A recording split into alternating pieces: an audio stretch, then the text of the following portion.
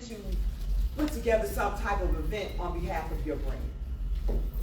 All right, so you're in the right place. So here was my logic in developing this panel. I wanted seasoned, like been doing it forever type person. Yep. I wanted someone that's kind of in swimming and thrown in, and they're a few years in, pushing close up to a decade. I know 7 years for legacy. And then somebody that says, I'm about to get this cracking. And, you know, and I'm starting to do more events. And so we have a nice sample platter today. And today we're going to talk about your event and your brand. Because you can have an amazing brand, but then when it's time for us to show up for your event, it doesn't match what we thought you were. And we're going to talk to some experts today who are doing it. In addition to building their brands, they're putting on mega events that represent their brands. And I'm going to start with my far right. You know her. You love her. This is Mary Green from the Black Women.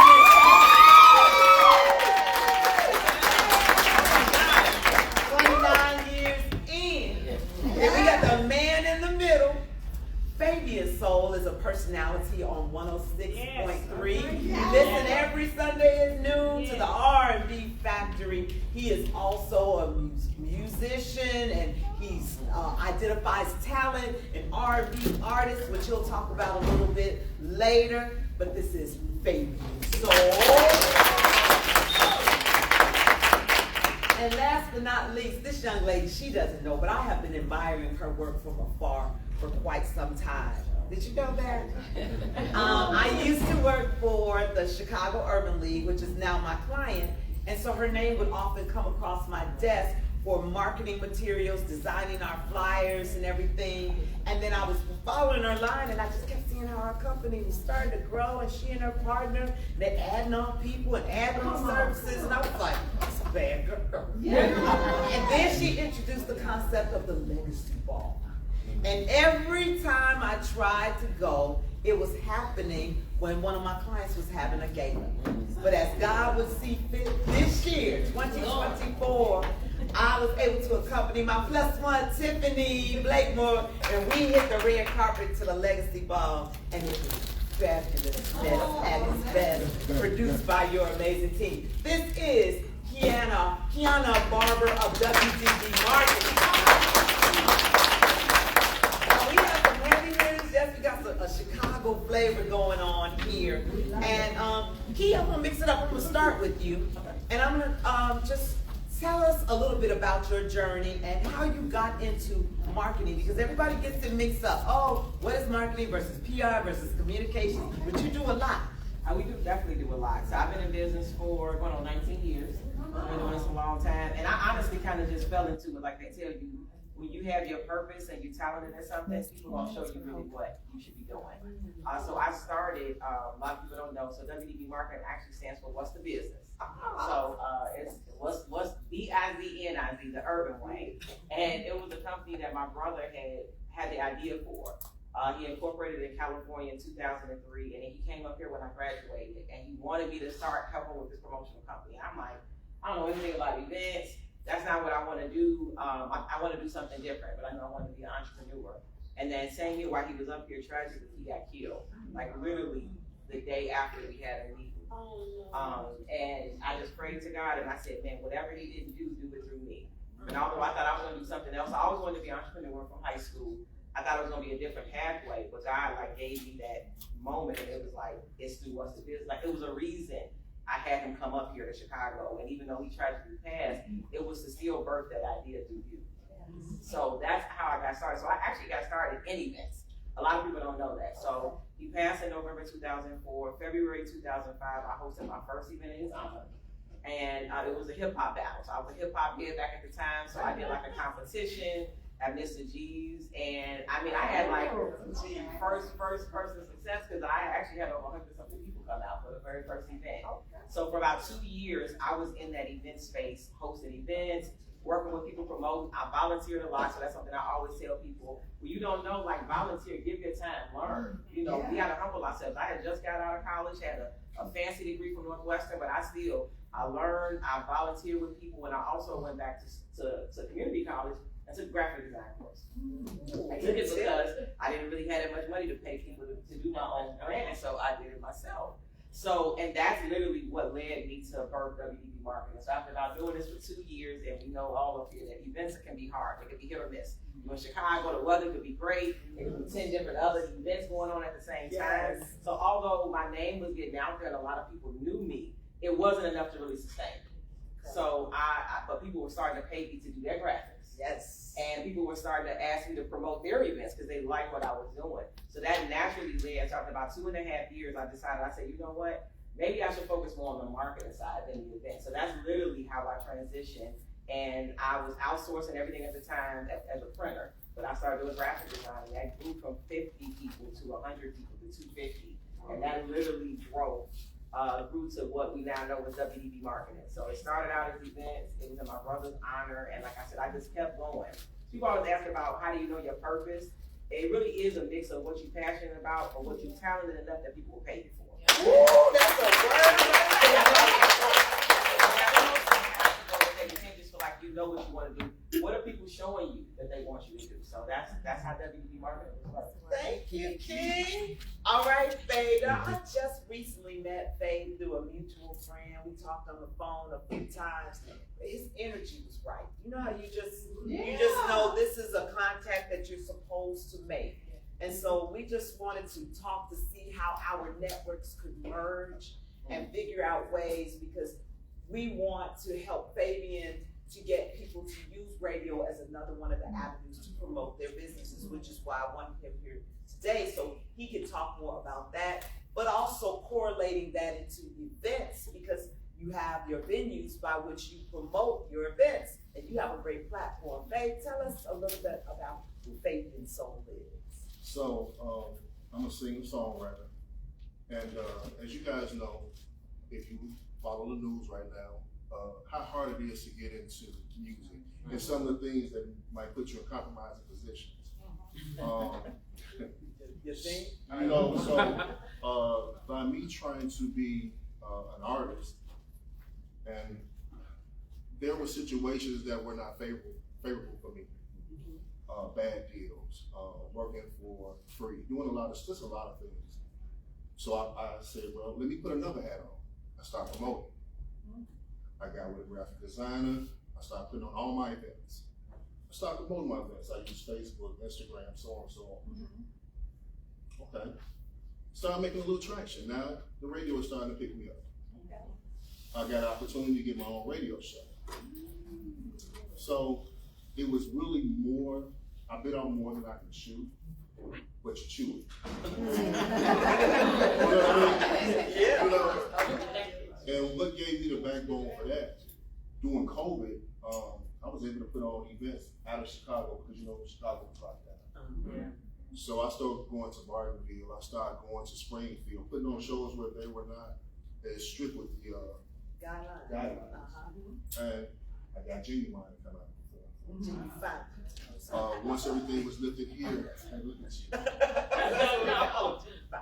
When things got back, going to Chicago, I was able to get Jay Holiday. So I'm making noise. Okay, now I got the radio. And in radio, I thought my purpose was me. It's not me. I realized down the line that I can help more people and more small businesses than I can do for myself. I started an award show called Honest. That's my company. We do property preservation and we host it. But March is the celebration of women, right? Yes. So we created a award ceremony per story. So I find deserving individuals and we give them awards. We celebrate them. We give them their roses while you're here. Yes. So that's a little bit about me, but even at the Honest Award, I'm an artist, I have great music out there, but I didn't even perform. I put 3 young, vibrant artists up there for exposure. And that's what I mean, it's not about me. You know, when you get an opportunity to bless somebody, here's always saying, you have to have your hand out to receive, so you gotta give. So if you're giving, you just might receive.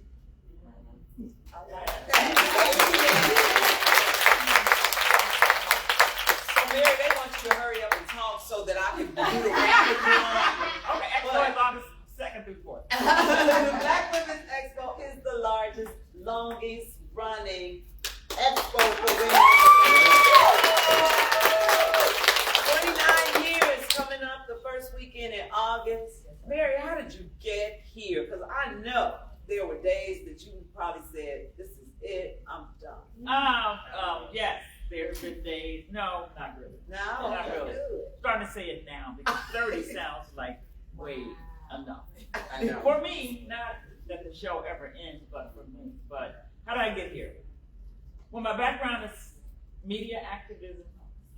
I was part of the National Black Media Coalition that fought television and radio stations in Rochester, New York, which is where I grew up.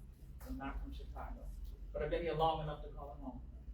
And then I got into television because they were trying to shut our organization up. And so I got into the ABC affiliate in Rochester, New York. And then I went to a big national conference about television, and I opened my mouth at a general session, and I asked all of the executives, television executives there at the time, why were all of these television shows coming out with little black boys and white father figures? And you all will remember that. And they looked at each other and then went down there's about 15 white guys up there, and they were like, who's gonna answer this? And they really did.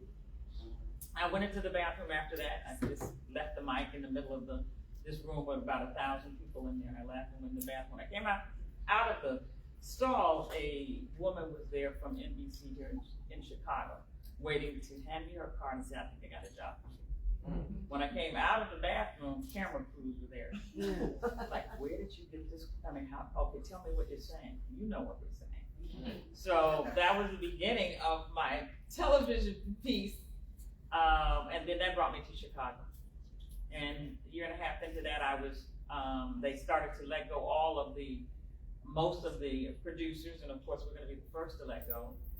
And next thing I know, I was working for Ebony Jet Showcase, which had a syndicated program then. And shortly thereafter, I met the new owners of V103, who said they wanted to do something as a coming out party, and Lord knows I didn't know nothing about stepping and couldn't step.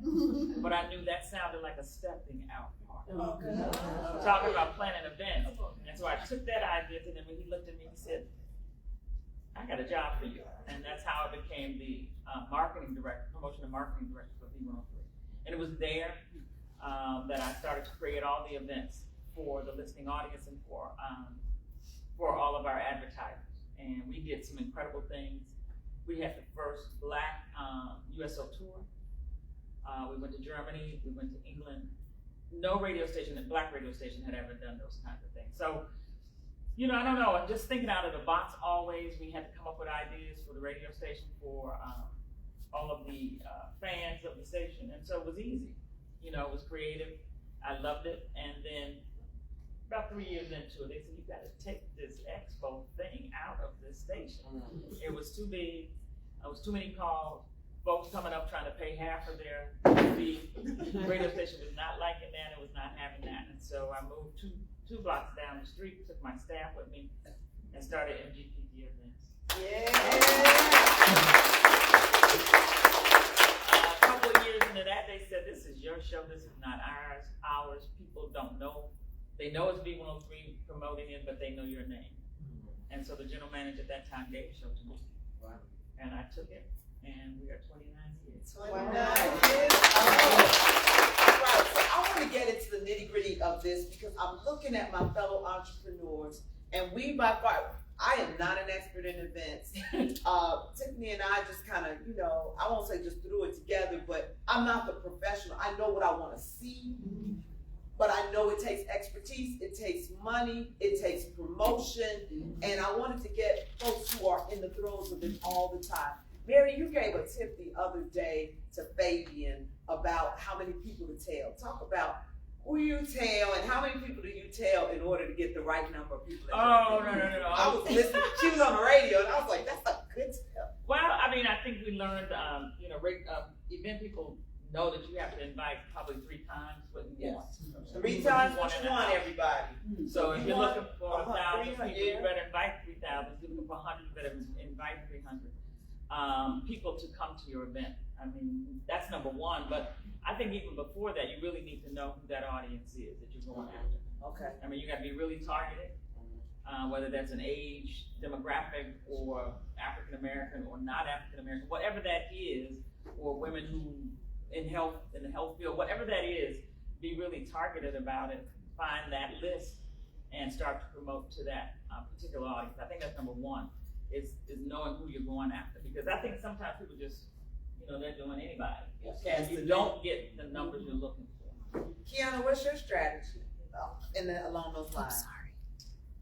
So my strategy for Legacy was we definitely amplify the message. So we do, like you said, everything. So I have what would now be considered influencers. I had a committee of people who would go out, who were trusted in the community to make sure that they amplified the message. But I think, just to Mary's point, understanding the audience, my first thing was, what are people going to get from this event? Like, what's the value? Yeah. You have to understand what the value is and what you're leading with. So for me, it was important.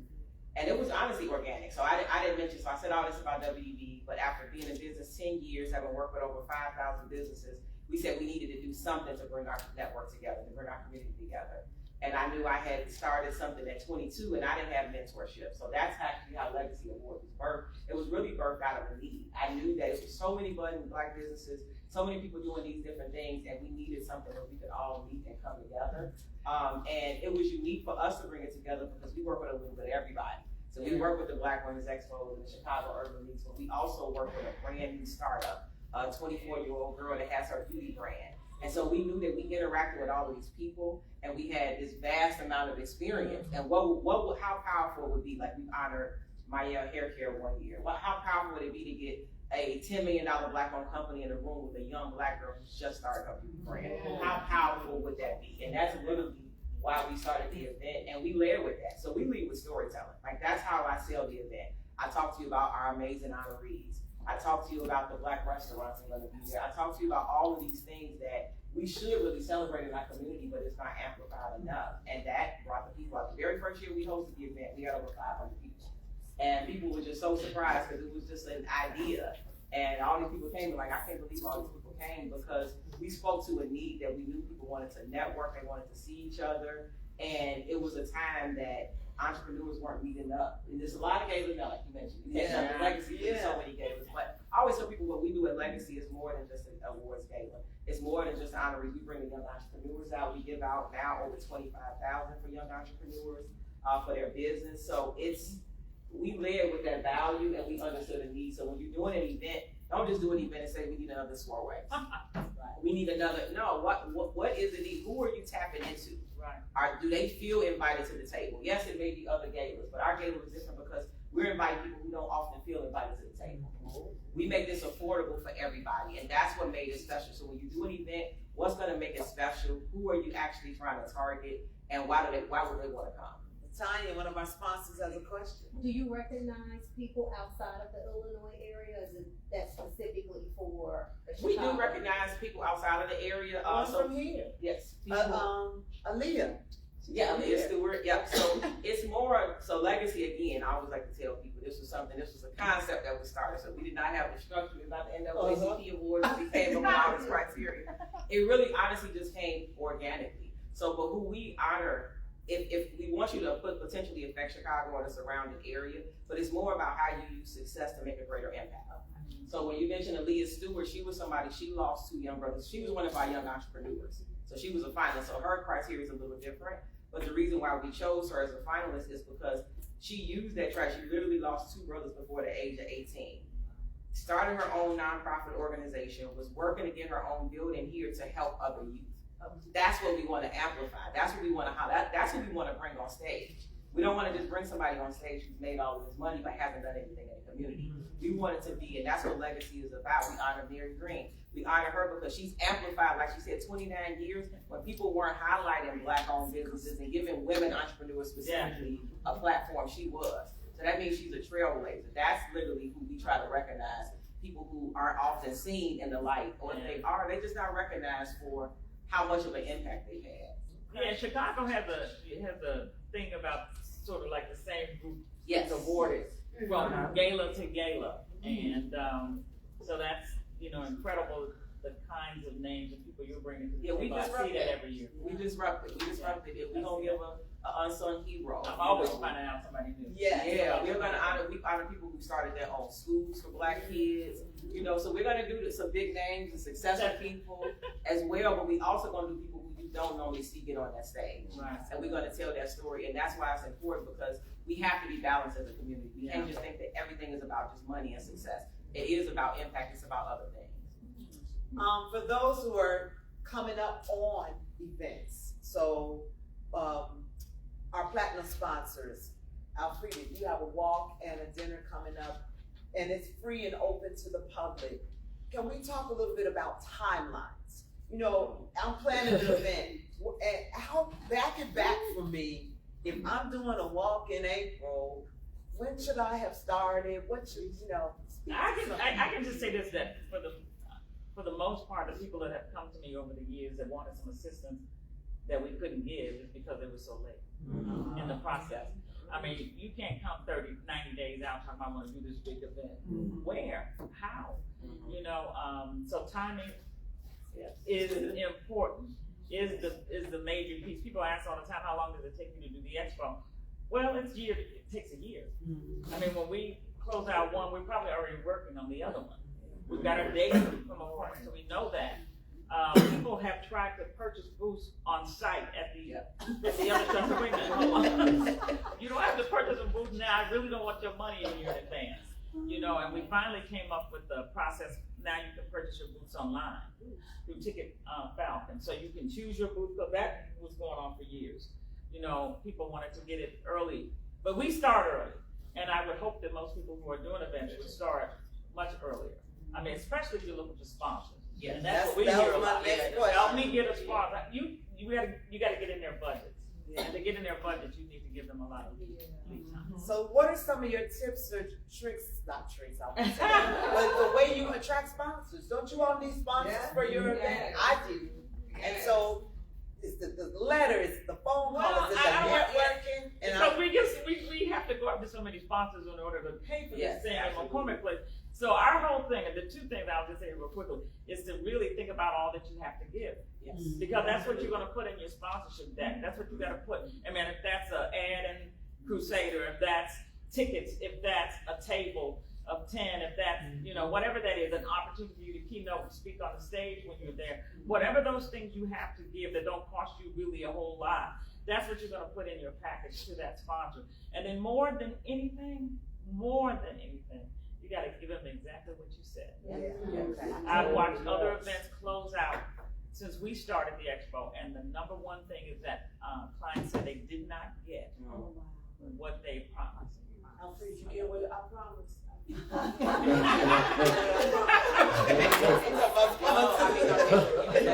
People promise all these type of things, and then they kind of forget the sponsors when it gets to it. So I'll say, when we first started, we were self-funded. Like, we didn't get any sponsorship. I tried to pitch. So sometimes you have to, with sponsors, you gotta showcase it first. Right. You have to have a track record. They have to see it to believe it. So it's hard to get sponsorship that first year. So sometimes you have to be realistic about that, but making sure that you're actually tracking everything, you're grabbing all the content and data so that you can sell it for that next year. But to Mary's point, people ask us if we got a print company for sponsorship all the time. And my biggest pet peeve is they don't have any clear return for WDB. Like, they might not even have a formal letter. Right. It's just like, hey, can you sponsor this event? And I'm like, well, what's the value? What's the benefit? So you have to start with that foundation. So what we do, and we're really just getting into the sponsorship game, is you should research your sponsors. You should understand what their values are. What are they trying to get? So yes, it may make sense for a bank to sponsor, BMO Harris to sponsor Legacy Award, but have I researched them to understand what areas, what programs they have, and then how do I integrate them in? So for me, for sponsorship, it starts with the deck. Like Mary said, you have to understand the value, And that's so many things, speaking opportunities, signage, Yeah. recaps, videos, social media posts, but really understanding what's gonna be that return. We all think that, and corporations have all the money in the world. They got all this money anyway, but that doesn't mean that they're gonna give it to you. Yeah. And generally they have people who they've already given the money to historically. So now you gotta break into that. So we've been able to get like the Discoverers and the Blue Cross, but we had to disrupt and we had to show them that we had value just like the people that they were already sponsoring. So you really have to think about that value, and then when it gets down to it, we generally do a custom pitch. So the deck starts it out, but after that, we're doing maybe a one-sheeter, we're doing an actual conversation with you. And again, just don't look at sponsors as just a money thing. You know, having a conversation with this is the value that we're gonna deliver. It may even be post opportunities to engage with the audience. So, but you definitely have to lead with value. Get a professional sponsorship deck. You can Google them, hire somebody, but that sponsorship is something that I think that we take it too lightly. We think that people just, because we're doing a fundraiser, because we're helping kids, that people should automatically be throwing us the money. And there's so many people out there that are doing it. You have to show them that not only are you doing it, but you're organized, you understand who your audience is, and you understand why it makes sense for you all to partner. Thank you. I'm Yes. just learning. Some people try to bully these brands. You know, we're black. You know yours. Yeah. You know, especially on the health side, maybe the health inequities. You know, you think that you're just gonna walk in and get that, but it doesn't work that well. I will tell you, I lost a client a few years back, and only because they did not tell us everything. So they did not tell us everything they were looking for on the recap side, and it had to do more with who came to the show. We do some surveying, but knowing all of these details they wanted, and they never said that. So I would, like you said, talk to those clients, potential clients, and know exactly, especially when they come on board, exactly what they're gonna be looking for at the end. Because it's not just about what is happening on the site, it's about how you're gonna, show them the audience, all of the demographics, just so much. And it was heartbreaking for us, but we learned. Yeah. So I hear That you won't using, happen again. right, it will never happen again. I hear you using the term, for those of you who are newer to this, recap. And speaking of sponsors, I'd like to welcome another one of my gold sponsors in, Alex Dunlap III, from around the clock, Ambulance. One of a black man owning the ambulance company all over the state of Indiana. That recap part. So it's one thing to get the sponsor, but when it's over, I noticed after the Legacy Ball, I got my e-blast, and thank you, Chelsea, for coming, and here's where you can find your pictures, and another thank you to the sponsors, in case I forgot, but if that's what she gave them, that direction that she was going to do a recap, or a push out afterwards, then make sure you do it, and then show them and give them the proof. Before we get out of here, Fabian, so from an artist and promotional side, talk about with your events and getting the talent piece of it. I know that that's a draw, but it's also a labor when you want to get entertainment in your events, because that can be the draw when you do it right. Lately I've been dealing with Southern Soul. Okay. It's a new market that will be taken over.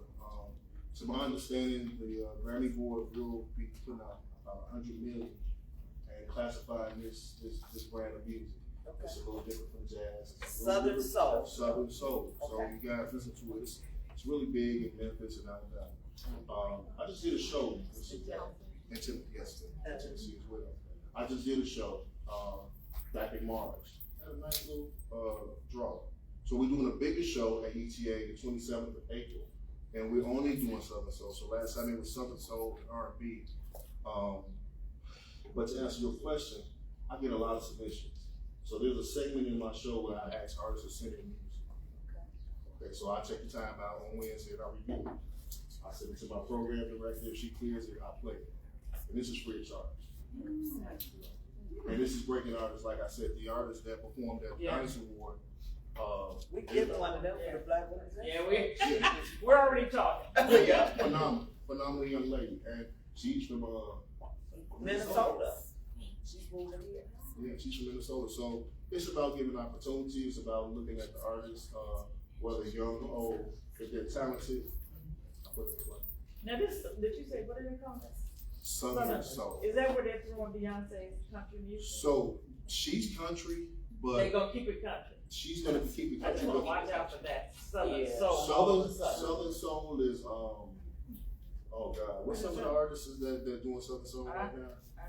It's not her though. They're not putting her music. Well, we'll have to listen to your show. You're gonna start playing, we have to come out on the 27th to the ETA Creative Arts Fair. Do that. That's what we'll do. And actually, I'm putting together a mix of some artists. So what I'm dealing with, I'm not dealing with the major artists in Southern Soul. Okay, I'm dealing with the indie artists. okay. Because, that way they got who's in. I just wanted to give them some different angles when you talk about doing your events, getting sponsors, being accountable for what you say you're gonna do with your sponsors, that talent, and some of the talent, they can be a handful, that's a whole nother panel with the room temperature water and peeled grapes and room for all my band Yeah, members right. by themselves Yeah. and liquor in the room and fried chicken on the shelf, whatever. But there's an art that all of them have mastered in their own areas as far as events. And as we get ready to wrap up Your Brand, Your Body, the reboot, where's Tiffany? Come here, Tiffany. No, We want to, she's taking pictures. We want you all to network. We've come to the portion that, again, this was part of you being a registrant, that those who are going to the general vendor fair won't get that opportunity. You've gotten your gift boxes and your gift bags and your breakfast and your headshots. And now it's time for you to take the conversations that we've had with our panelists and extend on them, exchanging business cards.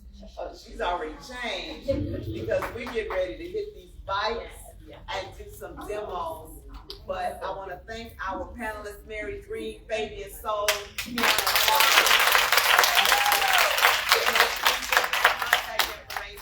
and then we're gonna move into lunch that is catered by Ollie's Original Pasta, who also happens to be my sister, Alette Washington. So we have healthy pasta choices, vegetarian, also with chicken, and salad, some bread, and we have birthday cake. And then we're gonna, thank you. And then we're gonna move over to the vendor fair where we have 22 businesses ready to share and sell. And then what's going on with the demo? We ready to work out? We got some workouts. You don't have to work out, but you just kind of get a glimpse of what workouts we have. We have Garza. They're gonna showcase some of their fitness. I'm gonna do some of my fitness, and He has not returned, but I'm gonna keep calling. but we just don't have a good time. We might do some line dancing or something. That's exercise too. So we just gonna have a good time and celebrate your new brand and your body goals that you guys are gonna take away from this. All right.